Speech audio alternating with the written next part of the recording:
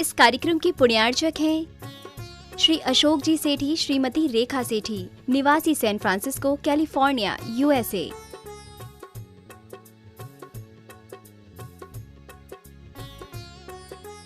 पुत्र एवं पुत्रवधू श्री हिमांशु, श्रीमती अलका सेठी, San Francisco, California, USA। पुत्र एवं पुत्रवधू श्री सुधांशु, श्रीमती रिंकी सेठी, सैन फ्रांसिस्को, कैलिफोर्निया, USA।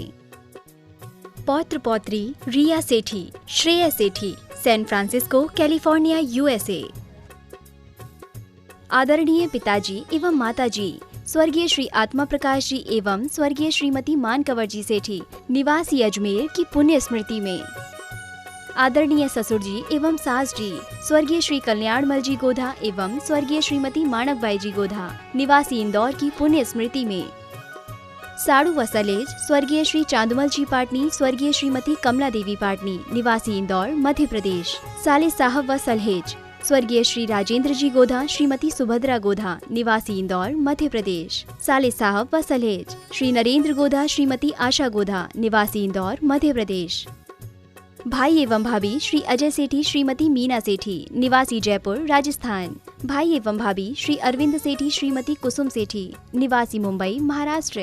भाई एवं भाभी श्री आलोक सेठी, श्रीमती अलका सेठी, निवासी सीकर, राजस्थान। समस्त सेठी परिवार, सैन फ्रांसिस्को, कैलिफोर्निया, USA।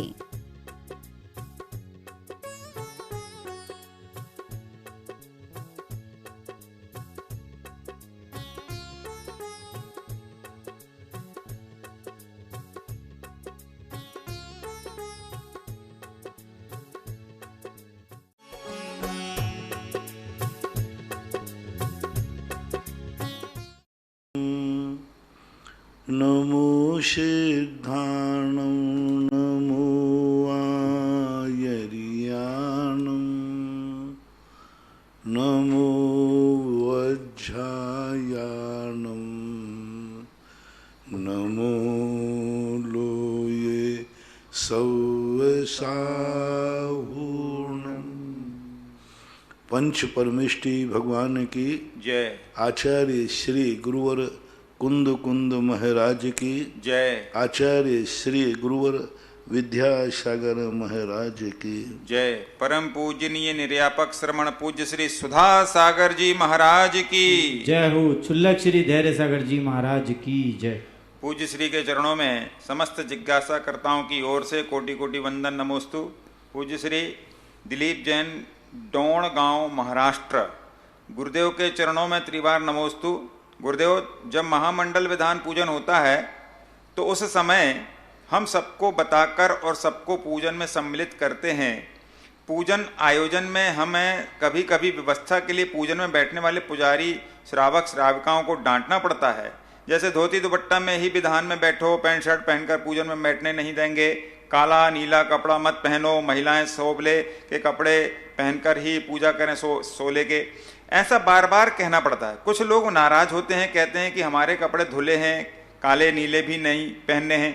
गुरुदेव, हमारा उनको बोलने से हमें उनके दिल दुखाने का पाप तो नहीं लगेगा? नहीं लगेगा, ये व्यवस्था है, अनुष्ठान है। यदि ये व्यवस्था नहीं बनाओगे तो अनुष्ठान फेल हो जाएगा। अनुष्ठान की जो विशुद्धि है वो फेल हो जाएगी, अनुष्ठान का जो फल है वो नहीं मिलेगा। यदि अशुद्धिपूर्वक अपने भाव कसायपूर्वक मत रखो, अपने परिणामों में क्लेश मत रखो और नियमावली बैठाने के पहले बना दो। जब कोई मंडल विधान करते हैं तो उसके बैठने के पहले बना देना चाहिए नियमावली कि कोई भी पैंट शर्ट में नहीं बैठेगा, कोई भी सलवार कुर्ती में नहीं बैठेगा। पूरे नियम, आप पंडित लोग हैं, अपने नियम पहले से कमेटी को अवगत करा दो और समाज को अवगत। विधान में बैठने के नियम ये हैं, जब पहले से ही हम बता देंगे तो वो वैसा मन बना के बैठेगा, उसको जानकारी होगी। इसलिए पहले व्यवस्थाएं बना दें और बाद में डांटना भी पड़ता है, उनको हटाना भी पड़ता है, निकालना भी पड़ता है, तो भी कोई दोष नहीं है, क्योंकि अभिप्राय अच्छा है। देव यश जैन, इंदौर, नमोस्तु गुरुवर। मेरा प्रश्न है, आत्मा का कैसे प्रारंभ होता है? आत्मा कैसे, कहाँ से प्रारंभ होती है? कोई प्रारंभ है नहीं, इसका आदि नहीं, अंत नहीं। आत्मा एक शाश्वत अविनाशी तत्व है, द्रव्य है, वस्तु है, जिसका कभी कोई आदि और अंत नहीं होता। जैसे बीज और फल, इन दोनों के आदि अंत नहीं होते, अनादिकाल से चले आए। सूर्य कब से पूरब से उग रहा है? अनादिकाल से उग रहा है। सब अपने आप, प्रकृति अपने आप, आकाश में तारे कब से? अनादिकाल से। अग्नि गर्म कब से? कोई पूछे अग्नि गर्म कब से? बोले जब से अग्नि है तो गर्म है, गर्म है तो अग्नि है। तो अग्नि तो गर्म रहेगी हमेशा। जल शीतल है, आकाश से क्यों बरसता है? अब क्या पूछोगे? बरसता है आकाश से, सीधी बात, अनादिकाल से बरसता है। तो कुछ ऐसी शाश्वत वस्तुएं हैं जिनमें नियोगपना, प्रकृति का ये स्वरूप है, स्वरूप में कोई प्रकार का प्रश्न नहीं होता। आत्मा एक वस्तु का स्वरूप है और वह शाश्वत अविनाशी है। आरती जैन सूरत, नमोस्तु महाराज जी। एक आदमी और एक औरत के घर, परिवार और दूसरे के प्रति जो जिम्मेदारी होती है उसे निभाने से भी पुण्य की प्राप्ति होती है क्या? और यदि ना निभाएं तो क्या पाप या दोष लगता है? ये संयोग कहलाता है। संयोग में भी पुण्य पाप बंद होता है। इसको धार्मिक दृष्टिकोण ना लेकर के एक सामाजिक दृष्टिकोण रहना चाहिए। और उसमें बराबर यदि आपके परिवार वाले, उनको आप दिल दुखाते हो, आप उनके सहयोगी नहीं बन पाते हो, तो बराबर आपको पाप का आश्रय होगा। उनकी अनुकूलता बनाते हो तो मोक्ष मार्ग संबंधी पुण्यवन तो नहीं होगा, लेकिन पाप में कमी आएगी, बहुत अनुभाग शक्ति कम होगी। धूल में चलोगे तो जितनी सावधानी से चलोगे धूल कम लगेगी, कम चिपकेगी, और असावधानी से चलोगे तो धूल में गिर भी सकते हो। तो इसी प्रकार जैसे एक व्यक्ति सावधानी से चल रहा है, सावधानी से चला तो गिरेगा नहीं, असावधानी चला तो गिर जाएगा, यही मानना चाहिए। मिथि जैन पुणे, तीर्थ, नमोस्तु महाराज श्री। तीर्थ की सुरक्षा तथा जीर्णोद्धार हेतु श्रावक बूंद बूंद रूप से दान करने का क्या महत्व रखता है? बूंद बूंद से घट भरता है, कण कण से भरता भंडार, एक एक पग चलते चलते आ जाता है मुक्ति द्वार। कोई व्यक्ति जितना चलता है वो एक कदम से ही चलता है कि पूरा सीधा मंजिल पे सीधा कदम रखता है? एक कदम पे ही चलना तो हजारों कदमों पर पहुंचना है। जैसे एक व्यक्ति लाखों कदम बाद पहुंचना है तो एक कदम रखता है, एक कदम से ही तो आगे। अब पूछोगे एक कदम की क्या कीमत है? एक एक बूंद से ही तो समुद्र भरता है। समुद्र एक एक बूंद का ही समूह है। एक पैसे से तो 100 पैसे बनते हैं, 100 रुपये से 1000 बनते हैं, 1000 से लाख बनता, लाख से करोड़। एक को आप नकार नहीं सकते। एक वो प्रारंभिक इकाई है जिस पर करोड़ों अरबों की नींव स्थापित होती है, मंजिल स्थापित होती है, एक नींव है। इसलिए एक बूंद से भी शुरुआत करते हैं तो शुरुआत मानी जा सकती है। ब्रह्मचारी श्रीपाल भैया, श्री आदिनाथ तीर्थ धाम, अमलाहा, जिला सीहोर, मध्य प्रदेश। गुरुदेव नमोस्तु। कोई भूखंड अथवा प्लाट जिस पर कोई कमरा निर्मित था, जिसे तोड़कर मकान अथवा मंदिर निर्माण करना हो, तो वहां के रक्षक देव अथवा वहां निवास करने वाले किसी अदृश्य शक्ति से आज्ञा लेना अनिवार्य है? यदि ऐसा नहीं हुआ है तो निर्माण में बाधा आ रही है, तो ऐसी अवस्था में क्या किया जाए? कोई ऐसा कोई महत्वपूर्ण बात नहीं है। मंदिर का शिलान्यास होता है, उस समय सारी अनुभूतियाँ, सारी अनुमतियाँ ले ली जाती हैं। इसलिए तो शिलान्यास का अर्थ ही यही है कि अनुमति लेना। शिलान्यास का अर्थ ही है कि हमने उसमें गर्भित है मंत्र आदि के। हम पृथ्वी पर शिलान्यास करना चाहते हैं, विघ्न कोई और कारण भी हो सकता है। श्रीमती मोना अंशु जैन, तेंदुखेड़ा, दमोह, मध्य प्रदेश। मेरे गुरुवर के चरणों में कोटि कोटि नमन। गुरुवर, मेरी जिज्ञासा है कि निदान बंध क्या होता है और यह अशुभ है या अशुभ, और जैन धर्म में इसका क्या महत्व है? यह क्या करना चाहिए? इसके लिए हमें क्या करना चाहिए? निदान बंध वो वस्तु, वो चीज़ है जो कि व्यक्ति अपने धर्म के माध्यम से अधर्म मानता है, संसार मानता है। निदान सदा अशुभ ही होता है, शुभ का कोई निदान बंध नहीं होता। अशुभ यानी संसार को बढ़ाने वाली निदान शक्ति। मूल्यवान धर्म है, मेरे धर्म के बदले मुझे धन मिल जाए, इस धर्म के बदले मुझे ऐसा मिल जाए, ये मिल जाए, मैंने तपस्या की है तो मैं अगले भाव में राजा बनूं। भोग विलासता, भोगानुबंध नहीं, यानी भोग विलासताओं की सामग्री पाने का भाव आना, ये निदान बंध कहलाता है। समस्याओं की पूर्ति बंद करने के लिए आना, निदान के 3 भेद हैं, निदान सल, निदान बंध और निदान ध्यान। निदान ध्यान वो कहलाता है जो अपनी पारिवारिक आवश्यकताएं होती हैं, उन आवश्यकताओं की पूर्ति के लिए भावना करता है कि भगवान मेरे बच्चे का अच्छे नौकरी लग जाए, मेरे बच्चे का व्यापार हो जाए, विवाह शादी हो जाए, मेरा मकान बन रहा है, बन जाए पूरा। ये सब निदान ध्यान है, निदान बंध नहीं है। निदान ध्यान कहलाता है जो जिंदगी के लिए जरूरी नहीं है, जो परिवार के लिए जरूरी नहीं है, लेकिन ऐशो आराम के लिए जरूरी है।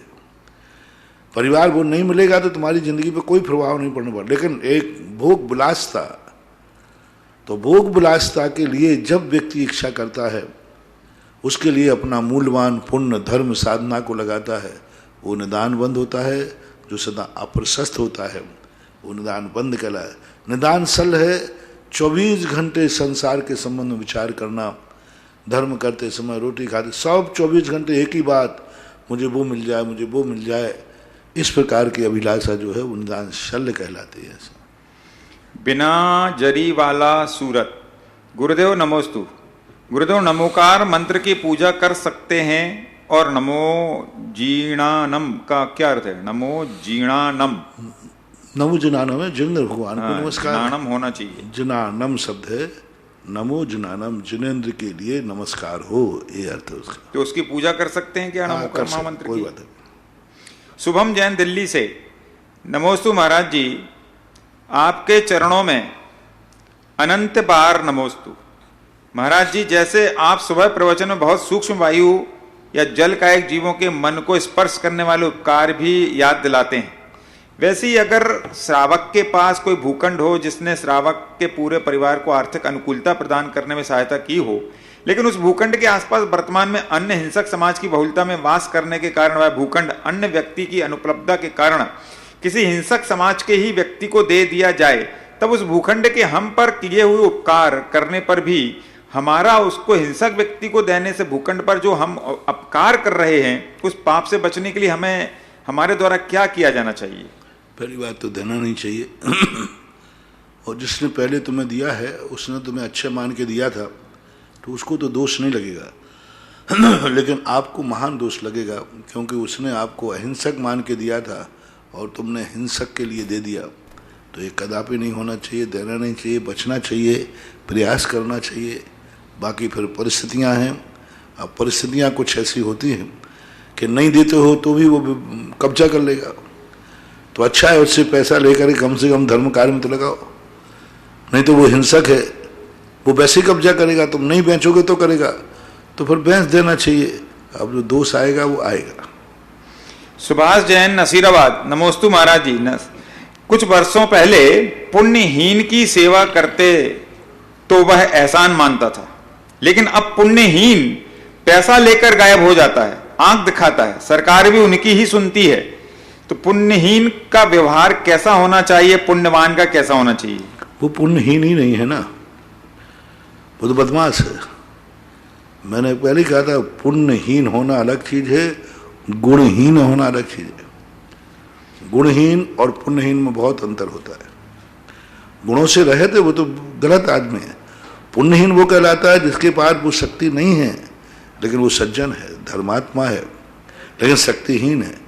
मनो की भैयावृत्ति का अर्थ ये नहीं है कि पापी की भैयावृत्ति है, जिससे बहुत बड़ा कार्य हो सकता है, धर्म की प्रभावना हो सकती है, बहुत बढ़िया। ऐसे के मनो को मान करके भैयावृत्ति आदि करने का उल्लेख मिलता है। तो जो अपन को मालूम है कि ये गलत कार्य करेगा और पैसे का दुरुपयोग करेगा और आंख दिखाएगा, तो ऐसे को देने की जरूरत क्या पड़ी? तो गुंडे तत्व है। पुण्यहीन की भी पहचान होती है। जैसे मैंने एक बार कहा था कि सच्चे देव साध गुरु को जैसे अपन पहचानते हैं, ऐसे पुण्यहीन को भी पहचानो। भिखारी की भी पहचान होनी चाहिए, रोटी दे रहे हो और भिखारी का ज्ञान आपको होना चाहिए। मुनिराज को आहार देते हो तो कहा है मुनिराज का भी आहार होना चाहिए, देखना चाहिए ये मुनि है भी कि नहीं है। ऐसे भिखारी को रोटी दे रहा है तो देखना चाहिए भिखारी है भी कि नहीं है। गरीब को देखना चाहिए गरीब है कि नहीं है। तो ये सब चीजें मैं बता रहा हूँ कि वो है कि नहीं, ये विचार करना जरूरी है। संजय मीना जैन, आधारतल, जबलपुर। मेरे आराध्य गुरु के चरणों में अनंत नमन। महाराज श्री, जो श्रावक मंदिर में जाकर भगवान के अभिषेक, शांति धारा, पूजन द्रव्य के लिए विवेक पूर्वक कुएं का जल भरता है, पूजन बर्तन द्रव्य धोता है, सभी श्रावकों के लिए अभिषेक, शांति धारा, पूजन की व्यवस्था करने पर अत्यधिक आनंद मनाता है, उसे क्या पुण्य प्राप्त होता है? महाराज जी, अधिकतर देखा जाता है कि लोग मंदिर में इन क्रियाओं से बचने के लिए देर से आते हैं और मंदिर का एक छोटा सा भी काम नहीं करना चाहते, पर यहां वहां की बेकार बातों में अपना समय बर्बाद करें। तो फिर ऐसे लोगों के लिए हमें क्या व्यवस्था बनाना चाहिए? मैंने बहुत बार कहा है कि जो मंदिर की व्यवस्थाओं को करते हैं वे बहुत बड़े पुण्य आदमी। मैंने कहा एक बार जो मंदिर का जो सोचता है कि मैं भगवान का अभिषेक का जल मैं भरूंगा, समझ लेना चाहिए अब उसके कम से कम 2, 4, 10 भाव में तो उसकी ऐसी जिंदगी नहीं आएगी कि दूसरे का पानी भर के भोजन करेगा। और जो बहाने बनाते हैं उनको ऐसे कर्म बंद होता है। भगवान कर्म सब जानता है। तूने आज मंदिर के पानी के बहाने के तू लेट आया है, ले मैं तुझे ऐसी दशा करूंगा कि तू होटल का पानी भरेगा तब रोटी मिलेगी। तो जो ऐसी बदमाशी करके आते, अपन तो लेट चलेंगे, थाली लगी हुई मिलेगी, लेट चलेंगे, अभिषेक पानी भरा मिलेगा, जल्दी जाएंगे तो हमें पानी भरना पड़ेगा, थाली लगाना पड़ेगी, ये करना पड़ेगा। ये सब बदमाशों के लक्षण हैं। उनको वैसी सजा मिलती है। ऐसे लोग पूजा पाठ करते भी हैं तो उनके लिए उसका फल नहीं मिलता। बदमाश ठीक है, भरने को नहीं मिलेगा लेकिन इसलिए जाएंगे जिससे सब तैयार मिलेगा। तो ऐसी भावना करना आपकी एक बहुत बड़ी बेईमानी है, अच्छा नहीं है। ऐसा कोई करता है तो ठीक नहीं है, गलत होगा। और जो कर रहा है उसको बहुत पुण्यबंद होगा, बहुत पुण्यबंद होगा। और ये समझने करने वाले जितना अभिषेक दूसरों ने किया है, तुम्हारे पुण्य का टीएडीए वहां कटेगा, वो तो कटेगा। अभिषेक आपने किया और जल किसी ने भरा, पूजा आपने की, थाली किसी ने लगाई, तो जिसने जल और अभिषेक का जल लाया होगा उसके खाते में तुम्हारे 6% कटता जाएगा, अपने आप कट जाएगा, अपने आप कट करके उसके खाते में जाएगा, तुम्हें उतना पुण्य कम बंद होगा। नियम बनाना चाहिए। इसलिए जो व्यवस्था एक बार मैंने कहा था, अभिषेक करने में 100 नंबर मिलते हैं, 100 रुपये का पुण्य बंद होता है, मान लीजिए। और जिसने अभिषेक किया वो तो ये साथ में उसने अभिषेक का जल भरा, पूजन की थाली लगाई, और उसके जल भरे लोगों ने 100 लोगों ने किया अभिषेक, तो 1 का 6%, तो 100 का 600%। यानी अभिषेक करने वाले को तो 100% ही नंबर मिले, और जिसने अभिषेक की व्यवस्था बनाई है उसको 600%। यानी कितना 500 गुना अधिक पुण्यबंध हुआ, क्योंकि उसके भरे हुए जल ने 100 लोगों ने अभिषेक किया, उसकी द्रव्य की थाली लगाए लोगों ने 100 लोगों ने पूजन किया, उसके झाड़ू लगाने पर मंदिर में 100 लोगों ने बैठ के पूजा की, उसकी चौकी लगाने पर 100 लोगों ने उसकी पूजन की थाली पर पूजन किया। सबका पुण्य लगेगा। जो जो तुमने कार्य किया है वो सब जिनके लिए किया गया है उनके टीए कटेगा, नियम से कटता ही है। उतना पुण्य उनको कम बंद होगा, वो पुण्य उसके खाते जाएगा जिसने किया है। विजय जैन, मुंबई से। मुनिश्री को बारंबार नमोस्तु। महाराज जी, आपने बताया कि द्रव्य क्षेत्र काल के प्रभाव से तीर्थंकरों के संदेशों में तात्कालिक अंतर हो सकता है, तो क्या इसे ऐसा माना जाए कि भगवान ऋषभदेव के क्षेत्र काल परिस्थिति में जैन अनुयायियों की कमी होने से उनके संदेश सृजनकारी और भगवान महावीर के समय में अधिक होने से निर्माणकारी तात्कालिक संदेश हुए? यदि ऐसा, तो आज की परिस्थिति में जैनियों की कमी होने पर क्या हमें भगवान ऋषभदेव के सृजनकारी संदेशों का ही पालन करना चाहिए? ऋषभदेव के समय जैनी कम थे, किसने कहा? इनकी धारणा है। नहीं, ऐसा नहीं थे। उस समय तो सारे जैन कोई था ही नहीं। हाँ, कोई किसी धर्म को नहीं मानते थे, क्योंकि भोग भूमि काल था। वो ना कोई अन्य धर्म को कुछ नहीं मानते थे। वो अपने सांसारिक व्यवस्थाओं में पशुओं जैसी स्थिति बनती थी, उनके कोई धर्म नहीं होता। वो पुण्यात्मा भोग भूमि जीव थे, उनके लिए धर्म के संबंध में कुछ भी उनको विकल्प नहीं था। और जैन भगवान ऋषभदेव के अजितनाथ भगवान के समय तो बहुत जैनियों की संख्या थी, बहुत संख्या थी, और उनके सिद्धांत सदा प्रासंगिक हैं। महावीर के सिद्धांत भी उतने ही प्रासंगिक हैं जितने आदिनाथ के समय।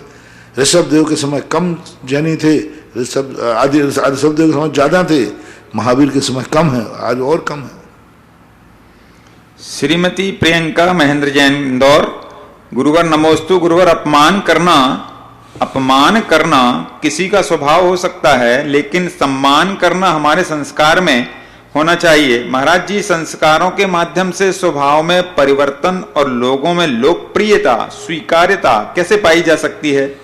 पाई जाती है, सम्मान किया इसलिए जाता है। सम्मान इसका नहीं कि उसने अच्छा कार्य किया है, सम्मान इसलिए किया जाता है कि दूसरे लोग भी इतना सम्माननीय कार्य करें।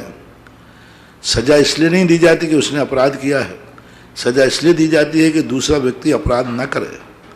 इसलिए सम्मान करना, प्रोत्साहन करना, ये सब दूसरे लोगों को उत्साहित करने के लिए है और होना चाहिए, परंपरा है। कुसुमलता सोगानी दिल्ली से, नमोस्तु महाराज जी, धर्म ध्यान के चारों भेद उदाहरण से समझना चाहती हूँ, प्लीज कृपया समाधान दीजिए।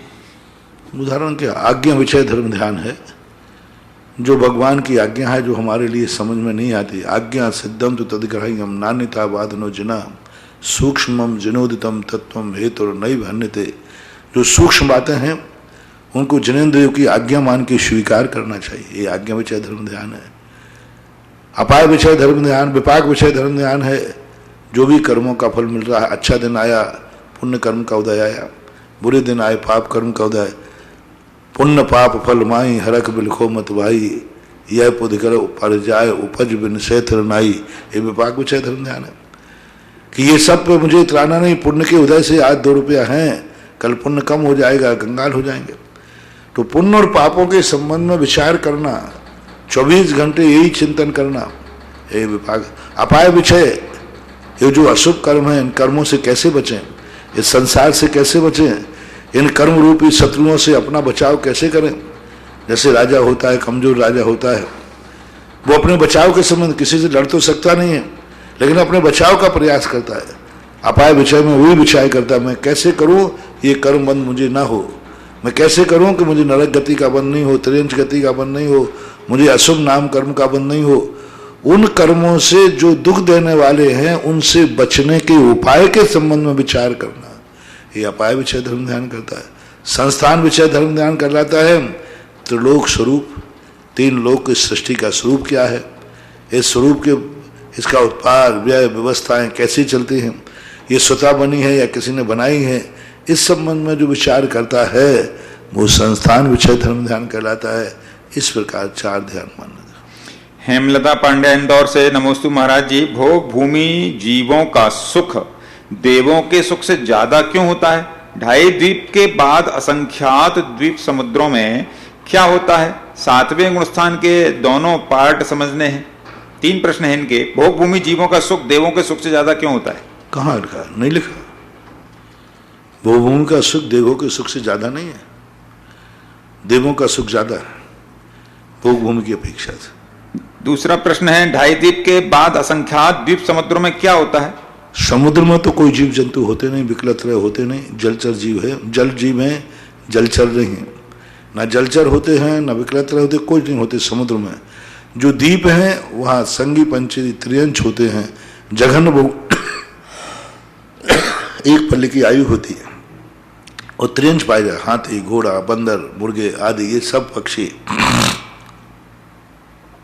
वहाँ पाए जाते हैं और वे 1 पल्ले की आयु वाले होते हैं।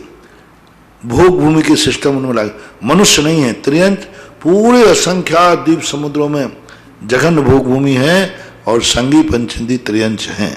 7वें गुणस्थान के 2 पार्ट हैं, उन दोनों पार्ट को कृपया समझाने की कृपा करें। पार्ट का अर्थ तुम क्या मानना चाहते? 2 भेद हैं 7वें गुणस्थान के, संस्थान विषय और सातिशय और स्वस्थान। स्वस्थान कहलाता है। 2 पार्ट की भी 2 तरीके से इसके 2 पार्ट आपने पूछे। एक होता है आधा प्रवृत्तिकरण, प्रारंभ में एक व्यक्ति जीव जाता है, फिर उसके अंतिम भाग में आधा प्रवणकरण आदि शुरू हो जाते हैं। दूसरा करण है कि स्वस्थान कहलाता है, जो 6ठे 7वें गुण स्थान में लोग सप्तम में गए, 6ठे में आ गए, 6ठे में। दूसरा भेद होता है सातिशय। सातिशय यानी एक बार वो सप्तम गुण स्थान में पहुंच गया तो 8वें में ही जाएगा, लौट के नहीं आएगा। चाहे उपसम श्रेणी वाला हो चाहे छपक श्रेणी वाला, 8वें में ही जाएगा। मर सकता है लेकिन लौट नहीं सकता। लौटेगा कब? उपसम श्रेणी वाला तो 11वें तक पहुंचने पर लौट सकता है, बीच में से उपसम श्रेणी वाला भी लौट नहीं सकता। हाँ, मरण हो जाए तो बात अलग है, लेकिन लौटेगा नहीं। तो उसको बोलते हैं सातिशय गुण स्थान। जो श्रेणी के लिए चढ़ने समय सप्तम गुण स्थान में जाता है उसको सातिशय बोलते हैं। नविता मांगरोल, मूल गुण उत्तर गुण पालक मेरे आराध्य के चरणों में सविनय नमोस्तु। द्वितीयोपम सम्यक्त 4 से 7 गुण स्थान तक उत्पन्न होता है, ये तो ठीक, किंतु जानना यह है कि ये कहां तक यानी किस गुण स्थान तक जाएगा और क्यों जाएगा। द्वितीयोपम गुण स्थान का जो कारक स्थान है वो 4 से लेकर के 11वें तक होते हैं। लेकिन ये ध्यान रखना, उत्पत्ति की अपेक्षा से द्वितीयोपम सप्तम सातिशय सप्तम के बाद शुरू होता है। ऐसा मात्र मरण की अपेक्षा से कोई यदि बीच में मरण को प्राप्त हो जाता है तो द्वितीयोपम सम्यक दर्शन विग्रह गति में और अपर्याप्त दशा में माना गया है। इसलिए मरण की अपेक्षा ही द्वितीयोपम 4, 5वें गुण स्थान में होता है, 6ठे गुण स्थान में होता है।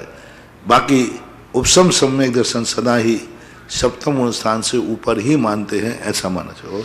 अंतिम प्रश्न है सुभाष जैन रतलाम, महाराज श्री के चरणों में सत नमन। हम अपनी पुत्री का विवाह महाराज श्री आपके बताए अनुसार चक्रवर्ती विवाह करना चाहते हैं, लेकिन हमें पुत्री के विवाह के पश्चात ससुराल में होने वाले गृह प्रवेश के संबंध में जानकारी चाहते हैं कि गृह प्रवेश यात्रा के पहले करवाया जाए या उसके बाद कराना चाहिए।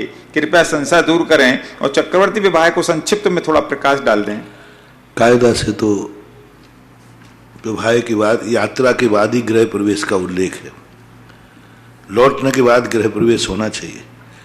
फिर भी तुम्हारे पास कोई परिस्थितियां, अनुकूलता, रिश्तेदार आदि सब हैं तो प्रवेश तो करा लें, लेकिन संयम का त्याग ना करें। प्रवेश कराने के बाद फिर यात्रा पर भेज दें, लेकिन प्रवेश करने के बाद वो बिल्कुल अपनी मर्यादा में रहें, संयम से रहें, शुद्धि पूर्वक रहें, तो फिर भी परिस्थिति के बाद करा सकते हो। अन्यथा वहां से जाकर के वो जाए, फिर बाद में घर में प्रवेश करें। जिनकी वाणी में हर रोज नया चिंतन देखने को मिलता है, ऐसे परम पूज्य गुरुदेव के बहुचर्चित अंतर्राष्ट्रीय जिज्ञासा समाधान कार्यक्रम को देखने वाले, सुनने वाले सभी साधर्मी बंधुओं की ओर से परम पूज्य गुरुदेव के चरणों में सत्संग नमन, नमोस्तु गुरुवर। आज की कुछ घोषणाएं हैं। चांदखेड़ी बड़े बाबा के असीम काली भक्तामर विधान के लिए एक घोषणा आई है। इंद्र कुमार, सुनीता नायक, अंशुल मुक्ता, डॉक्टर राहुल, इवान जैन नायक परिवार सागर, आपके दान की बहुत बहुत अनुमोदना। बिजोलिया तपोदय तीर्थ क्षेत्र पर जो वेदी पर स्वर्ण का कार्य हो रहा है उसमें 51 राशि से घोषणा आई है। संतोष जैन, सरोज जैन, मनोज, ममता, अरिहंत, सुबह, बुढ़ाना परिवार मुजफ्फरनगर, आपके दान की बहुत बहुत अनुमोदना। आज की प्रथम जिज्ञासा के लिए मैं आमंत्रित कर रहा हूं प्रेम देवी अजमेरा देवली से। नमोस्तु गुरुवर। तीर्थंकर प्रकृति का उत्कृष्ट और जघन्य स्थिति का बंध किस जीव के होता है?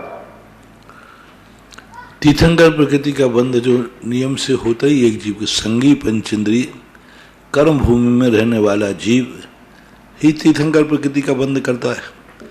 चारों गतियों में मात्र मनुष्य में भी, वो भी आर्यखंड में भी गर्भ संगी पंचेंद्रिय है, समूषण में केवली शुद्ध केवली के पाद मूल में प्राप्त कर सकता है। तो उसके लिए तो कोई जीव का सवाल ही नहीं।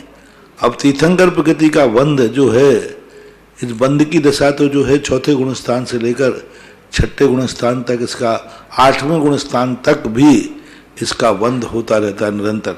और क्या पूछा? जघन्य स्थिति, जघन स्थिति बंध जो है, जघन और उत्कृष्ट। तीर्थंकर प्रकृति का जघन उत्कृष्ट बंध कुछ होता नहीं। एक अंतर कोड़ा कोड़ी का बंध होता है। उसका नियम है संख्यात 1000 सागर वर्ष कम अंतर कोड़ा कोड़ी प्रमाण तीर्थंकर प्रकृति का बंध होता है। उसमें जघन और उत्कृष्ट नहीं होता। अभी बात अलग है कि उदय का काल किसी का जघन, उदय काल आप पूछ सकते हो, बंद काल तो एक ही प्रकार का है सबका, सबके लिए एक प्रकार बंद काल में। अब उदय काल की बात बनती है तो उदय काल में ऐसे जीव भी हैं जो एक अंतर मुहूर्त के अंदर बंद करते हैं और तीर्थंकर हो जाते हैं। विदेश क्षेत्र में मुनिराज हैं, एक अंतर मुहूर्त में उन्होंने बंद किया और तुरंत बंद किया और तुरंत ध्यान में बैठ गए, केवल ज्ञान प्राप्त किया। एक अंतर इतने पहले बंद किया था, चुटकी बजाने के बाद उदय में आ गया, जघन्य काल उदय का।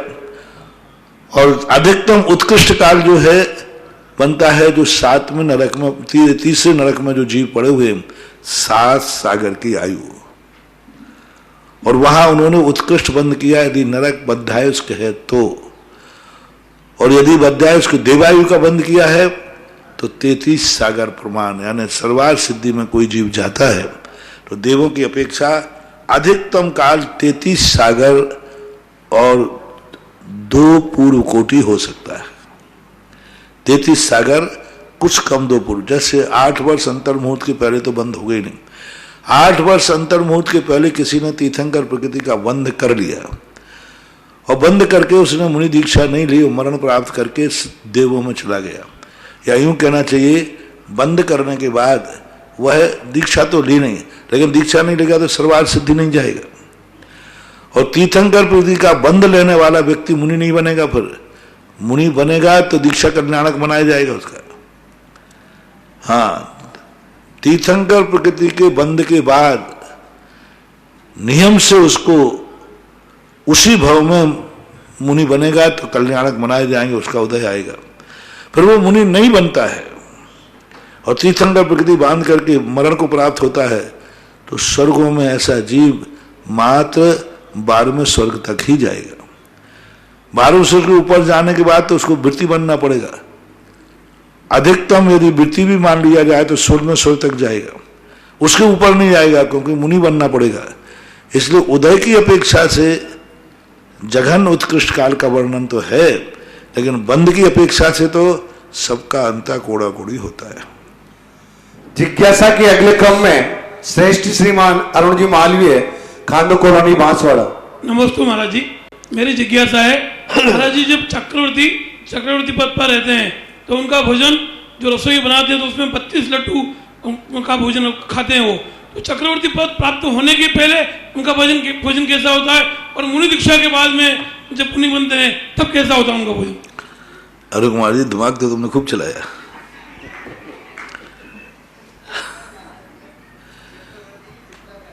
पहली बात तो चक्रवर्ती पद जो है पूर्व भव से नियत होके आते हैं। यहां आकर के कोई भी व्यक्ति इधर तुरंत आकर तीर्थंकर प्रकृति का बंध तो फिर भी हो सकता है। नारायण, प्रतिनारायण, चक्रवर्ती, बलभद्र, ये एक भव में तुरंत के तुरंत नहीं बन सकते। ऐसा कोई चाहे कि राजा में अभी राजा हूं उसी भव में चक्रवर्ती बन जाऊं, नहीं। चक्रवर्ती, तीर्थंकर, नारायण, प्रतिनारायण, तीर्थंकर को छोड़ दें, भवांतर में ही निश्चित होके आते हैं। पूर्व भाव में निश्चित हो जाता है। जब पूर्व भाव में निश्चित हो जाता है तो उनकी जीवन की सारी क्रियाएं जन्म से ही होती है। वो इतने घर में, गरीब घर में नहीं जन्मेंगे कि वहां खुद कोई झाड़ू लगाना पड़े। ऐसे गरीब घर में नहीं जन्मेंगे कि हम सबको भी पानी रोटी बनना पड़े। ऐसे हम कभी जन्म नहीं पड़ेंगे कि इनकी माँ को रोटी बनाई खिलाना पड़े। वो एक राजा महाराजाओं के घर में जन्मते हैं, तीर्थंकर चक्रवर्ती। उस समय ठीक है 360 रसोइया तो नहीं होंगे, लेकिन बचपन में उनका भोजन भी तो कम होगा। आप अभी जो भोजन कर रहे हो, जब जन्म लिया था तब भी आप यही भोजन करते थे क्या? तो फिर हम पूछे कि आपका यही भोजन जन्म से था क्या? ऐसे चक्रवर्ती का है, जब तक चक्रवर्ती नहीं है तो उतने जरूर इतना भोजन नहीं खाता है, उतनी जठराग्नि नहीं बनती होगी, लेकिन फिर भी पूर्व भाव से बन करके आया। तो उनकी प्रायः सब प्रकृतियां पूर्व भाव से निश्चित होती हैं। मां वैभव में वृद्धि हो जाती है। मान लो पहले 10 रसोइया बनाते होंगे, अब 360 रसोइया बना रहे। पहले 2 चटनी कम बनती होंगी, आज कम बन रही है। आइटम बदल गया, पहले 2 चीजें कम बनती होंगी, आज 2 चीजें ज्यादा बनने लगी क्योंकि चक्रवर्ती हो गया। अब रिश्तेदार भी ज्यादा हो गए, उस समय रिश्तेदार भी कम थे। 360 रसोइया अकेला उसी का भोजन नहीं बनाते हैं। वे रसोइयों को उनमें रिश्तेदार कितने हैं आप ये तो सोचो, कितना 96,000 तो पत्नियां हैं, उनके छोरा छोरी हैं, और ऐसे बड़े घरों में 2, 4, 10, 50 मेहमान तो मिल ही रहते हैं। अब 96,000 से उन सबका भोजन वो बनाते हैं। तो पहले इतना बड़ा परिवार नहीं था, इसलिए इतने बड़ी चक्रवर्ती की जरूरत नहीं पड़ी, रसोइयों की जरूरत नहीं पड़ी, कोई इतना था ही नहीं। घोड़ा भी रहा होगा लेकिन उतना बड़ा घोड़ा नहीं होगा, उनकी जरूरत ही नहीं थी। तो उनके हीना दिखता तो रहेगा, लेकिन फिर भी इतना नहीं रहेगा कि बिल्कुल जीरो हो, क्योंकि वो पूर्व भाव में नियोग लेकर आए हैं कि मैं चक्रवर्ती बनूंगा। मुनि बनने के बाद में, मुनि बनने के बाद तो उनका सब चलेगा तुम्हारे यहाँ। मुनि बनने के बाद तो उनको ऐसी रिद्धियां सिद्धियां प्राप्त हो जाती हैं कि वो नहीं लेवे तो चलेगा। भाई वहां आदिनाथ भगवान घर में भोजन करते थे, वहां ले साहब 3 अंजलि गन्ने में निपटा लिया। क्या घर में भी 3 अंजलि गन्ने का रस पीते थे? अब 3 अंजलि गन्ने का रस लेकर के और पूरा निकाल लिया। तो ये सब मुनि बनने के बाद तो फिर उनकी क्षमता शक्ति बहुत बढ़ जाती है। वे तपस्या की तरफ बढ़ते हैं, वो खाने पीने की तरफ नहीं बढ़ते। फिर भी इतनी भूख लगने के बाद भी हमारे यहाँ ऐसे 1200 भिक्खु पड़मासु लिखा है। 1200 भिक्खु पड़मासु का अर्थ क्या? जाकर के मुनिराज को इतनी भूख लगी है कि चक्रवर्ती का भोजन खा जाए, और गए मात्र 1 चावल लेके आ गए, 1 ओनली तंदुर। और भूख इतनी लगी थी कि बहुत ज्यादा, और उन्होंने 1 चावल लेकर के आ गए, बस कुछ नहीं लिया, 1 चावल तुमने परोसा है, उन्होंने 1 खाया, पानी पिया कि नहीं है पता नहीं, और आगे आ गए। भूख बहुत लगी थी। तो वहां तो क्या है, इच्छाओं का निरोध होता है। मुनि अवस्था के बाद वो कभी भी भरपेट नहीं खाते, उतना उनको तो बहुत एक नियोग मात्र करके और चलता रहता है समय। नमस्ते महाराज जी, नमस्ते। अगली जिज्ञासा ऑडियो के माध्यम से। नमोस्तु महाराज श्री मेरी शंका यह है कि हम युवा युवती जब किसी विषम परिस्थिति में आ जाते हैं, जैसे हमारे माता या पिता में से किसी को ऐसी कोई बीमारी हो जाए जिसका जवाब डॉक्टर भी दे चुके हैं कि वो कुछ महीने या कुछ हफ्तों के मेहमान हैं, तो महाराज श्री इस परिस्थिति में हम लोग डिप्रेशन में आ जाते हैं और बहुत ज़्यादा नेगेटिविटी हमारे अंदर आ जाती है। तो महाराज जी उस डिप्रेशन और उस नेगेटिविटी से बचने के लिए हमें रोज़ ऐसी कौन सी धार्मिक स्तोत्र या फिर या विनती पढ़ना चाहिए जिससे कि हम हमारे डिप्रेशन को भी दूर कर सके और हमारे अंदर थोड़ी सी पॉजिटिविटी आए और हम इन परिस्थितियों से अच्छे से लड़ सके और अपना पहली बात है इस संबंध में की बात है कि जब व्यक्ति को ऐसे प्रतिकूल परिस्थितियां आती हैं तो सामने वाले को जब अपरिहार्य कारण है तो उसको समाधि की तैयारी कराना चाहिए, उसको उपदेश देकर समझाना चाहिए कि देखो तुम्हारा मरना निश्चित है, आप इस पर तो इस प्रकार की चीज़ों का त्याग की तरफ ध्यान देना चाहिए। और आप लोगों को अपनी भावनाओं के लिए जो भी आपकी भावना होती है उन भावनाओं को कर सकते हैं, उनके अच्छे होने के लिए, उनकी अच्छी समाधि के लिए आप पढ़ो। बढ़िया समाधि मरण पाठ है, कितना बढ़िया है। समाधि मरण पाठ पढ़ते पढ़ते व्यक्ति के अंदर जो विकलता हीनता आ रही है वो सुधार है। तो तुम रे जिए कौन दुख है मृत्यु महोत्सव भारी, ऐसे ऐसे वहाँ नाम दिए हैं। छिलाती पुत्र घानी क्या क्या सब नाम से सबकी कथाएं दिए। ऐसे ऐसे दुख देने वाले नहीं डिगे तो तुम रे जिए कौन दुख है। क्या ऐसा दुख तुम्हारे पास है? तो ऐसे समय पर समाधि मरण का पाठ सुनाना चाहिए, समाधि मरण पढ़ना चाहिए, स्मरण करना चाहिए, बड़े बड़े महामुनिराजों का ध्यान करना चाहिए, उपसर्ग जीतने वाले महाराजों को पढ़ना चाहिए, उनके संबंध में विचार करना चाहिए।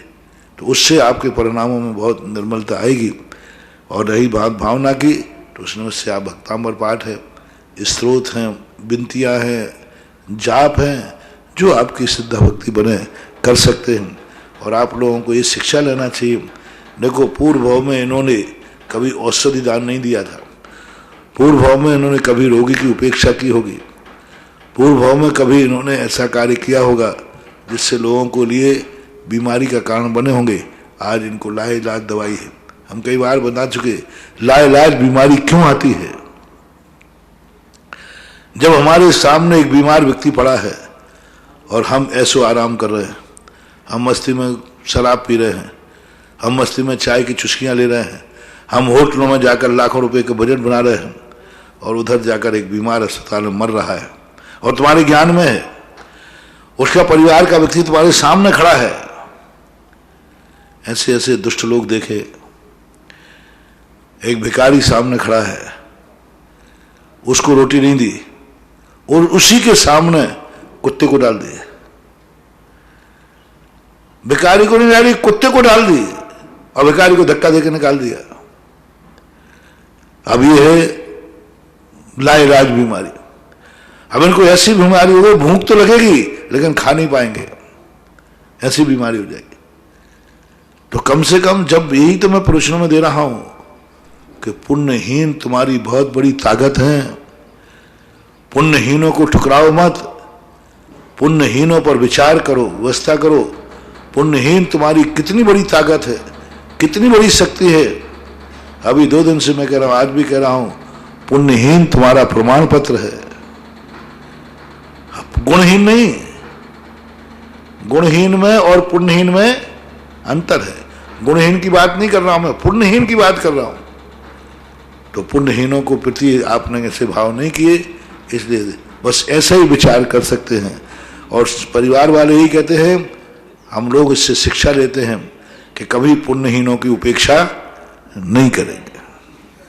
जिज्ञासा के अगले क्रम में ब्रह्मचारी विनोद भैया जी, जबलपुर। महाराज जी नमोस्तु। महाराज जी, ध्यान काल में हम लोग वृत्ति हैं तो सामायिक काल में एक अंतर्द्वंद मचता है महाराज जी। अभी एक देह देही कलह होती है, देह शरीर और देही आत्मा, इसमें द्वंद्व मचा है और शुद्ध और अशुद्ध परिणामों में मचा है। इसमें कैसे हम उससे निकलें? यह कलह, देह और देही में जो कलह होती है, यही सामायिक है, यही भेद विज्ञान है, यही तत्व दृष्टि है।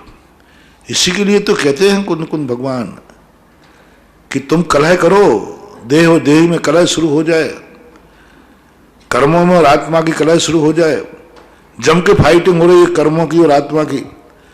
आत्मा बार बार कर्मों को कोस रहा है, जैसे वो योद्धा कहता है, ध्यान रखना मैं आज शाम तक तुझे निपटा के रहूंगा, मैं जीत के रहूंगा। ऐसे ही सम्यक दृष्टि सामायिक में कहता है, हे दुष्ट कर्मों, मैं तुम्हें सामायिक में निपटा के रहूंगा, मैं तुम्हारा एक दिन नाश करके रहूंगा, तुम मेरे दुश्मन हो। तो जो ऐसा उल्लास, उत्साह, जोश आ रहा है या कर्मों पर क्रोध आ रहा है, यही तो सामायिक है। देह और देही का जो द्वंद्व है, ये भेद विज्ञान कहलाता है। अब देह कहता है कि मच्छर काट रहा है, भगाओ। आत्मा कहती क्या भगाना, आत्मा में तो मरता नहीं। अब ये जो द्वंद्व चल रहा है, इस द्वंद्व कोई नाम तो सामायिक है, चलना दो ये द्वंद्व। जब तक देह और देही में द्वंद्व नहीं होगा, तब तक दोनों अलग कैसे होंगे? हाँ, अलग करने के लिए किसी को कहते हैं ना, किसी व्यक्ति को भगाने के 2 तरीके हैं। एक तो वो स्वयं भग जाए, इज्जत वाला मेहमान होगा तो तुरंत चला जाएगा, और बेइज्जती वाला है तो क्या करना, उसका अनादर करो, उसकी उपेक्षा करो, उसको कोई प्रकार का सुविधाएं मत दो, वो अपने आप भाग जाएगा। इसी प्रकार कर्मों को हम जितनी उपेक्षा कर सकें, जितना हम फटकार सकें, इस शरीर को जितनी उपेक्षा करें। साधु क्यों शरीर के प्रति इतना उपेक्षा करता है? शरीर कहता है कि देख लो, फिर मैं कल के दिन मिलूंगा नहीं, मैं चाहता ही तो हूं कि तुम मेरे पास मत आना, मैं अहिदज होना चाहता हूं। अब देह कहता है तुमने ज्यादा परेशान किया तो ध्यान रखना, तुम्हारे पास कभी नहीं आऊंगा। बोले मैं यही चाह रहा हूं कि तू भाग जा, तो मैं अदेहज हो जाऊं, अधेय हो जाऊं, अशरीरी हो जाऊं, चाहते ही अपने। एक व्यक्ति ने कहा, बोले महाराज जी, आप लोगों को भी तो अंतराय कर्म का बंध होता होगा, क्योंकि आप लोग अंतराय कर्म, दूसरे के भोगों में अंतराय डालना अंतराय कर्म का बंध है। मैंने बिल्कुल पक्का है। तो आप लोग तो कितना अंतराय डाल रहे हैं, शराब पीने वाले को शराब नहीं पीने दे रहे, गुटखा खाने वाले को गुटखा नहीं खाने दे रहे, रात में खाने वाले को रात में नहीं खाने दे रहे, आलू खाने वाले को आलू नहीं खाने दे रहा, प्याज खाने वाले को प्याज नहीं खाने दे रहे। तो आपको कितना अंतराय कर्म का बंद होगा? मैंने कहा बहुत, इतना अंतराय कर्म का बंद होगा, इतना अंतराय कर्म का बंद होगा कि हमें कभी देखने को शराब नहीं मिलेगी। क्योंकि हमने दूसरे के अंतराय, शराब में अंतराय डाला ना, शराब में अंतराय डाला है तो शराब कहती है देख लेना, एक एक बूंद को तरस जाओगे, कभी तुम्हें देखने को तलाश नहीं मिलेगी, कभी तुम जुआ को नहीं देख पाओगे, तुम्हें आलू कभी खाने को नहीं मिलेगा, ध्यान रखना। तुमने आलू में अंतराय डाला है। तो मैं चाह ये रहा हूं कि जिन जिन के हम जो चीज छुड़ा रहे हैं वे हमारे जीवन में इतना अंतराय आ जाए, इतना अंतराय कि वो चीजें हमारे जीवन में आवे ही नहीं। अंतराय तो अच्छी चीजों में नहीं आना चाहिए। श्रेयांसी बहुविज्ञानी, अशुभ कर्म में कोई अंतराय नहीं होता, अशुभ कर्म का अंतराय तो अंतराय अच्छा है, बहुत अच्छा है। शुभ कर्मों में अंतराय नहीं होना चाहिए। तो ये जो भेद विज्ञान की श्रृंखला चलती है हमें ऐसा चलने देना चाहिए, क्योंकि अपन को शरीर और आत्मा का भेद विज्ञान करना है। और शरीर को इतना परेशान करो, इतना परेशान करो, इतना परेशान करो कि ये ससुरा फिर दोबारा अपने पास आने का नाम ही नहीं ले। वो कहता मैं दुनिया किसी चले ये बाबा जी के पास नहीं जाऊंगा, मैं दुनिया में जहां भेजो मैं एक इंद्रिय जीव का शरीर बन जाऊंगा, बाबा जी के पास नहीं जाऊंगा। क्यों? इन्होंने हमारी क्या दुर्दशा की है, खाने को नहीं देते थे, खाने को नहीं देते। अष्टमी आई और खाना बंद, ठंड में ठुठलाते थे, रजाई का नाम नहीं, गर्मी में गला सूख जाए लेकिन पानी की बूंद नहीं। सारे पैर नंगे पैर चल चल के हमारे शरीर की क्या दशा करते, खून टपकता था, वो शरीर रो के सुनाता है। मान लो यमराज ने कहा बोले बस बाबा जी के यहां नहीं जाऊंगा, इनके पास नहीं जाऊंगा। अब बाबा जी को पता चला कि शरीर नाराज है, बोले हे भगवान बड़ी कृपा हो गई, अब मैं शरीर के बिना रहना चाहता हूं, इसलिए मैंने शरीर को नाराज कर दिया। और तुम लोग शरीर को पुचकारते रहते हो, मेरा प्यारा शरीर, तुरंत ठंड लगी तो रजाई उड़ा दी, भूख लगी तो रोटी खिला दी, तो शरीर कहता हाँ इनके बाद तुम्हें तो बार बार शरीर मिलेगा और मैं तो यही चाहता हूं मैं शरीरातीत हो जाऊं। यही परम पूज्य गुरुदेव की आचार्य के उपलक्ष्य में श्रीमान चांदमल जी, प्रभुलाल जी, वर्धमान जी, प्रकाश जी ठग परिवार बिजोलिया ने बड़े बाबा चांदखेड़ी में असीम कालीमन भक्तामर विधान की दान की देने की घोषणा की है। आपके दान की बहुत बहुत अनुमोदना। जिज्ञासा के अगले क्रम में श्रीमती निकिता जैन, खांडू कॉलोनी, बांसवाड़ा। मेरे आराध्य गुरुदेव के चरणों में बारंबार नमोस्तु नमोस्तु नमोस्तु। हे गुरुदेव, आज दोपहर की क्लास में चर्चा चली थी कि नपुंसक लोग की बद्दुआ फलती है। तो जैसे महाराज जी घर से निकलते ही अगर वो मिल जाते हैं और शगुन के रूप में उनको कुछ राशि देते हैं तो वो दुआएं के रूप में कुछ मतलब बोलते हैं, तो क्या उनकी दुआएं भी फलती हैं? बल दुआएं फलती नहीं, ये नहीं कहा मैंने, लोक रूढ़ी में ऐसी मान्यता है। आजकल के हिजड़ों की कोई बद्दुआ नहीं फलती है, तो पैसा कमाते हैं, ऐश करते हैं, शराब जुआ सब करते हैं। जो गरीबों की जो दया की बात कही थी ना इनकी, कि उनको कोई मजदूरी नहीं देगा, कोई व्यापार धंधा नहीं कर पाएंगे, इसलिए इनको दे दो। और आजकल के जिस दादागिरी से वो लेने आते हैं, आजकल के हिजड़ों की बद्दुआएं नहीं लगती, उस हिजड़े की लगेगी जो गरीब है, दुखी है, परेशान है, खाने को नहीं है, कोई मजदूरी नहीं दे रहा है, वो ठीक है। आज तो हिजड़े कारों में घूम रहे, बंगले हैं, करोड़ों की संपत्तियां इतने इतने सोने चांदी हैं इनके पास, कुछ पूछो मत। ऐसे हिजड़ों को देने से, ये वो नहीं देने से कोई बद्दुआ नहीं लगेगी।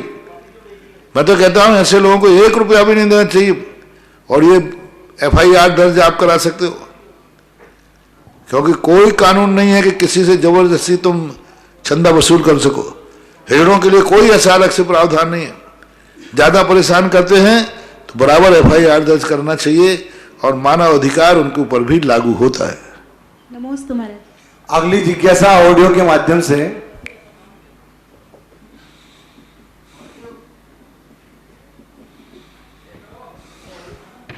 नमोस्तु गुरुवर ललितपुर से आलोक मोदी परिवार का बारंबार नमोस्तु। महाराज श्री, आपके आशीर्वाद से मैं अस्सर क्षेत्र देवगढ़ की तलहटी में स्थित विद्यालय में पोस्टेड हूँ, और आपके आशीर्वाद से प्रतिदिन शांतिनाथ भगवान के चरणों की वंदना का अवसर सौभाग्य मुझे प्राप्त होता है। महाराज श्री, आज दर्शन करते समय एक मूर्ति पर नजर पड़ी जो कि कई मंदिरों में रखी हुई है। वो एक यक्षिणी देवी की मूर्ति है, जो कि अपने गोद में एक बच्चे को लिए हुए है और एक बच्चा नीचे उसके पैरों के पास खड़ा हुआ है, जिसको वो अंगूर या आम ऐसा कुछ खिला रही है। तो ये मूर्ति किसकी है? क्या ये सामान्य महिला की मूर्ति है या किसी देवी की मूर्ति है? क्या देवियों के जिस रूप में उसको बच्चे दिखाए गए हैं, देव देवियों के तो बच्चे होते नहीं हैं, फिर ये मूर्ति क्या सामान्य महिला की मानी जाए? और सामान्य महिला की है तो फिर इस मूर्ति को रखने का वहां क्या औचित्य है? कृपया जिज्ञासा का समाधान। एक शिल्प के माध्यम से व्यक्ति सृष्टि के स्वरूप को प्रदर्शित करता है, तो ये उस समय भोग भूमि के समय का चित्रण संभावना है, क्योंकि चित्रण के समय युगलिया जन्म लेते थे और बाद में जाकर के जब कुलकर हुए तो बच्चे जीवित भी रहने लगे। होते तो दो ही थे लेकिन जीवित भी रहने लगे। हो सकता है कि उस समय का कोई स्वरूप बताया जाता हो।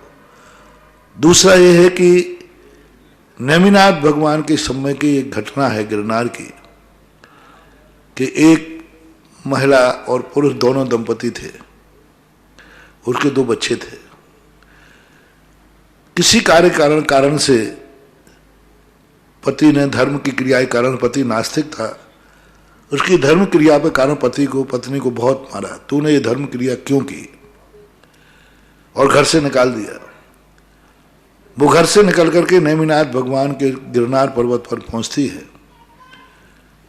बाद में थोड़ी देर के बाद पुरुष का दिमाग ठंडा हो जाता है और ठंडा होने के बाद उसने कहा, देखो मैंने घर से निकाल दिया, पता नहीं कहाँ गई होगी। तो किसान लोग थे, कुल्हाड़ी लेकर के वो जंगल में गया। जैसे ही उन्होंने देखा उस महिला ने कि अरे ये तो अभी भी मुझे घर से निकाल के संतुष्ट नहीं है, ये कुल्हाड़ी लेके आ रहा है, मेरी हत्या करेगा। वो जैसे जैसे पास पहुंचता गया वो घबरा गई और जाकर गिरनारी पर्वत से गिर गई।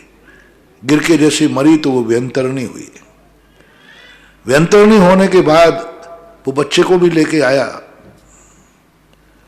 लेकिन वह व्यंतरणी होने के बाद उन बच्चों के प्रति उसको दया भाव, क्योंकि बच्चों को साथ में लिए थी, वो लेकर आई थी बच्चों को, घर से निकाल दिया था।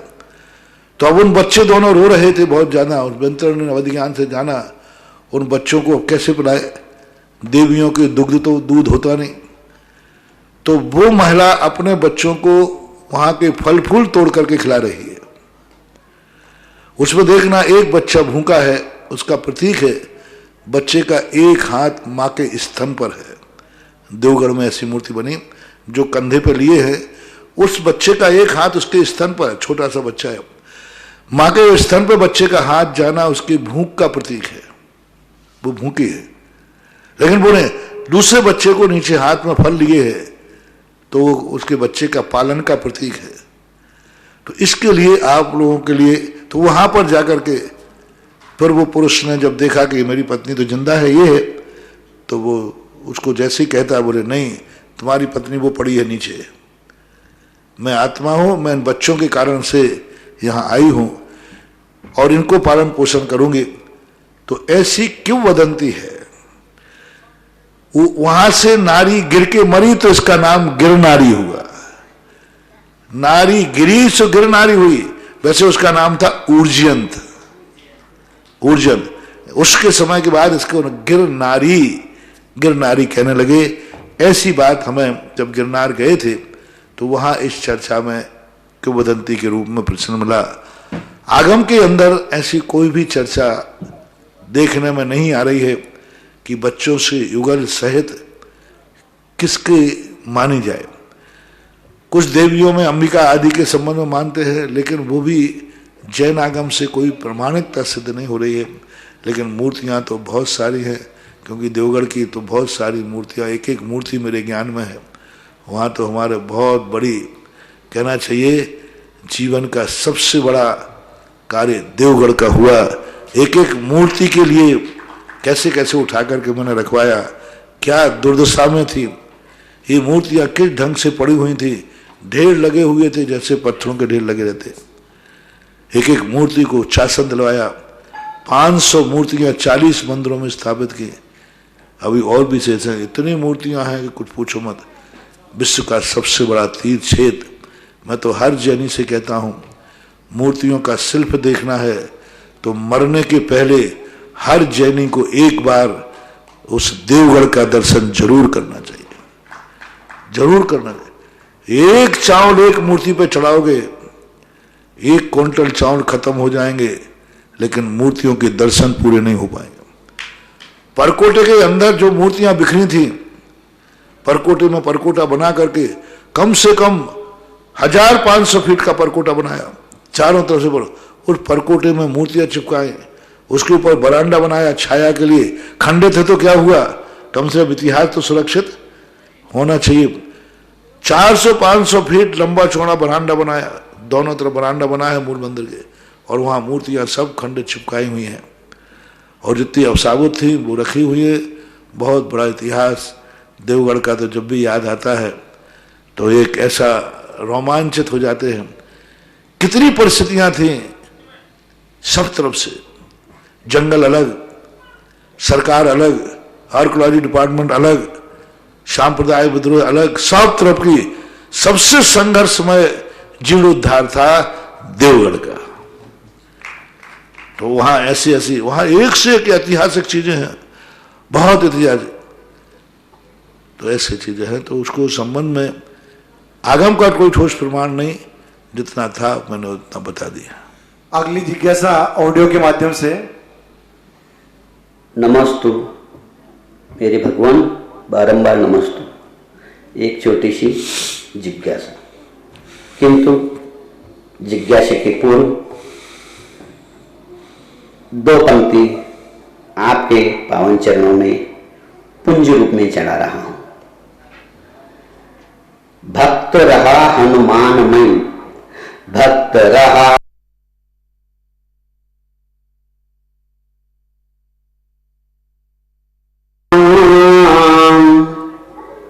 सीना फाड़ू तो दिखे मुनि पुंगव अविराम, मुनि पुंगव अविराम। भगवान, एक छोटी सी जिज्ञासा है। आगम में शास्त्रों में लिखा है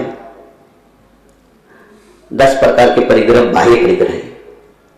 उस 10 प्रकार के परिग्रहों में जो नाम गिना है, क्षेत्र, वास्तु, हिरण्य, सुवर्ण, धन, धान, दासी दास, कुप्य, भान, इन 10 परिग्रहों में दासी दास आदि को रख दिया, किंतु कहीं भी परिवार को परिग्रह में क्यों नहीं लिखा? क्या परिवार परिग्रह में नहीं आ सकता है? अगर परिवार परिग्रह में नहीं है तो उसको छोड़े क्यों? और परिग्रह में है तो उस 10 प्रकार के परिग्रह में परिवार को क्यों नहीं रखा?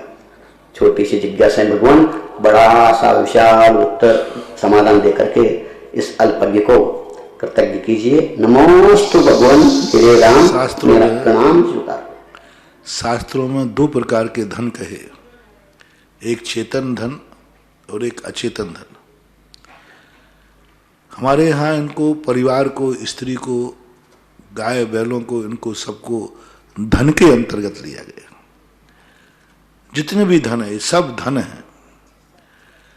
ये धन के रूप में तो सचित धन जो होता था, परिवार धन, तो पहले ही ले गया धन धान्य। तो धन हुआ अचित परिसर में सोना चांदी आदि, मकान वास्तु में आ गया। जो विनिमय किया जाता है, जिनसे व्यवहार किया जाता है, वो धन कहलाता है। जो विनिमय किया जाता है, जिनसे जिंदगी का व्यवहार चलता है, वे सब धन कहलाते हैं। स्त्री, परिवार, माता पिता, ये सब इनसे व्यवहार चलता है, इसलिए धन है। धन की परिभाषा हमारे शास्त्रों में स्पष्ट लिखी, जिनसे हमारी व्यवहार चले, जो वस्तु नहीं है, जो स्वयं में आरंभ रूप नहीं है, लेकिन उनके माध्यम से आरंभ होता है, उनके लिए आरंभ होता है। तो परिवार के लिए आरंभ होता है, परिवार आरंभ रूप नहीं है, परिग्रह के परिवार के लिए आरंभ होता है, इसलिए उनको धन के अंतर्गत ले लिया। इसलिए धन की जो परिभाषा है ये परिवार पर भी लागू होती है, और इस पर भी पुद्गल के जो दौलत है, रुपया पैसा आदि है, इस पर भी लागू होती है। इसलिए जब परिग्रह की बात आई तो पूज्यवार कुंद कुंद स्वामी महाराज ने भी 3 प्रकार के परिग्रह कहे, अचित्त, सचित्त और सचित्ताचित्त। अहमेदम होमेदम अहमेदम होम सचित्ताचित्त निसंभव। तो कुंद कुंद स्वामी भी परिग्रह को मानते सचित्त, अचित्त और सचित्ताचित्त। तो जो सचित्ताचित्त में आते हैं सब परिवार आ जाता है, जीव आते हैं इस सचित्त में। तो परिग्रह और परिग्रह का नाम ही है धन, इसलिए धन के रूप में इनको विवक्षित किया गया। फिर धन, धान, हिरण, सुवर्ण। हिरण सुवर्ण अलग वस्तु ले लिए, क्योंकि वो विनिमय के काम नहीं आती अकेले, वो पूंजी भी होती है, वो एक प्रकार का वस्तु का निर्माण भी करती है। हिरण सुवर्ण आरंभ और परिग्रह रूप होते हैं, उनका वो ही आरंभ परिग्रह है, आरंभ है, वो ही खुद आरंभ है। लेकिन परिवार स्वयं आरंभ नहीं है, परिवार के लिए आरंभ है। इसलिए धन के अंदर कर इनको लेना। सोना चांदी और मुद्रा में अंतर है, इसलिए धन लिया अलग और फिर हिरण सुवर्ण अलग ले लिया, क्योंकि वो धन दौलत जो है सोना चांदी विनिमय के काम आए कोई नियम नहीं, निर्माण के काम भी आते हैं। सोने चांदी के आभूषण बनाता है, सोने चांदी के मकान बनाते हैं, सिंहासन बनाते हैं, विनिमय के नहीं, उपभोग के काम आता है। तो इस प्रकार की चीजों के लिए धन के अंतर्गत उनको ले लेना चाहिए। दासी दास में तो वो नहीं आएंगे, धन के अंतर्गत आ जाए। अगली जिज्ञासा ऑडियो के माध्यम से चालू हो नहीं, किधर हो चालू हो। ललितपुर से शीलचंद जैन अनोरा परिवार का निरापाक मुनि पुंगव श्री सुदासागर महाराज को त्रिवार नमोस्तु नमोस्तु नमोस्तु। हे गुरुवर, हमारी जिज्ञासा है कि तीर्थंकर के मोक्ष कल्याण के बाद लाड़ू क्यों चढ़ाया जाता है, और वह लाड़ू शक्कर का ही क्यों चढ़ाया जाता है। कुछ लोगों का कहना है कि लाड़ू तो बूंदी का भी होता है, बेसन का भी होता है और मगध का भी होता है, तो इसे जब घी में तलने से के बाद 24 घंटे की मर्यादा हो जाती है तो इसे क्यों नहीं चढ़ाया जाता है। लोग कहते हैं लाड़ू ही तो चढ़ाना है, भगवान को तो खाना नहीं है। हे गुरुवर, इस जिज्ञासा का समाधान आप ही कर सकते हैं। हे गुरुवर, नमोस्तु नमोस्तु नमोस्तु। पहली बात तो लाड़ू और लड्डू में अंतर है। ये लड्डू नहीं है, ये लाड़ू है। जैसे आपका लाड़ी कहते ना, लाड़ी, लाडू यानी प्यारा, लाडू यानी लक्ष्य, लाडू यानी धर्म, लाडू यानी पक्ष, लाडू यानी साध। जो अंतिम साध सर्व प्यारा हो, सबके लिए प्यारा हो, त्रिकालिक स्वरूप हो, वो लाडू कहलाता है। तो लाडू कहना, लड्डू नहीं कहना। कई लोग कहते हैं लड्डू, लड्डू नहीं है, लड्डू गोल होता है, ये लाडू है। और लाडू का एक बहुत बड़ा पर्पस है कि लाडू का आकार जो है वो तबले के आकार का होना चाहिए, ना गोल होना चाहिए, ना बर्फी होना चाहिए। और उसमें दूसरी चीज मिक्सिंग नहीं करना, बड़ी 24 घंटे की मर्यादा हो, क्योंकि सिद्धों का जो स्वरूप है वो मिक्सिंग नहीं है। सिद्ध शिला एक ही वस्तु की बनी हुई है, वो है सफेद, उसमें कोई दूसरे तत्व नहीं है। काला पीला नीला एकदम स्फटिक मणि के समान है। अब स्फटिक मणि के समान हम क्या चीज बनाएं? एक ही चीज से बन जाना चाहिए, दूसरी चीज का सहयोग नहीं हो और स्फटिक का बन जाए। सफेद बनना, गरी का बनाओगे बनेगा ही नहीं वो। शक्कर एक ऐसी चीज है जो स्फटिक का रूप धारण कर लेती है। तो इस शक्कर का इसलिए बनना चाहिए कि सिद्ध शिला जो है वो स्फटिक मणि की सफेद है, उसमें कोई दूसरी काली पीली चीजें नहीं मिली है, कुछ भी नहीं, केसर भी कुछ भी नहीं डालना चाहिए। तो शक्कर का बनना एक उनके सुख का प्रतीक है। और मिष्ठान इसलिए है, मीठा इसलिए क्योंकि मिठाई आनंद का प्रतीक है, एक बहुत बड़े परमानंद का प्रतीक है। और उसके ऊपर फिर जो आप ज्योति रखते हैं वो सिद्ध शिला का, सिद्ध भगवान का प्रतीक है कि ऐसी सिद्ध शिला में ये बताना है दुनिया में कि भगवान कहाँ चले गए। अभी हमारे बीच में थे, भगवान कहाँ चले गए। तो लाड़ू के माध्यम से हम दुनिया को दिखाते हैं कि ऐसी एक सिद्ध सलाह है, अष्टम वस्तुता पाने को 8वीं वस्तुता ऐसी है, उसके ऊपर सिद्ध भगवान विराजमान हुए हैं, ऐसा एक कथन मानना चाहिए।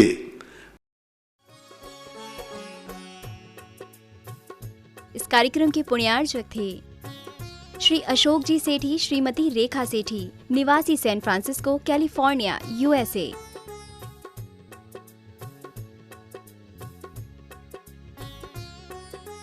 पुत्र एवं पुत्रवधू श्री हिमांशु, श्रीमती अलका सेठी, सैन फ्रांसिस्को, कैलिफोर्निया, यूएसए। पुत्र एवं पुत्रवधू श्री सुधांशु, श्रीमती रिंकी सेठी, सैन फ्रांसिस्को, कैलिफोर्निया, यूएसए। पौत्र पौत्री रिया सेठी, श्रेय सेठी, सैन फ्रांसिस्को, कैलिफोर्निया, यूएसए। आदरणीय पिताजी एवं माताजी स्वर्गीय श्री आत्मा प्रकाश जी एवं स्वर्गीय श्रीमती मानकवर जी सेठी, निवासी अजमेर की पुण्य स्मृति में। आदरणीय ससुर जी एवं सास जी स्वर्गीय श्री कल्याणमल जी गोधा एवं स्वर्गीय श्रीमती माणकबाई जी गोधा, निवासी इंदौर की पुण्य स्मृति में। साड़ू व सलेज स्वर्गीय श्री चांदुमल जी पाटनी, स्वर्गीय श्रीमती कमला देवी पाटनी, निवासी इंदौर, मध्य प्रदेश। साले साहब व सलहेज स्वर्गीय श्री राजेंद्र जी गोधा, श्रीमती सुभद्रा गोधा, निवासी इंदौर, मध्य प्रदेश। साले साहब व सलहेज श्री नरेंद्र गोधा, श्रीमती आशा गोधा, निवासी इंदौर, मध्य प्रदेश। भाई एवं भाभी श्री अजय सेठी, श्रीमती मीना सेठी, निवासी जयपुर, राजस्थान। भाई एवं भाभी श्री अरविंद सेठी, श्रीमती कुसुम सेठी, निवासी मुंबई, महाराष्ट्र।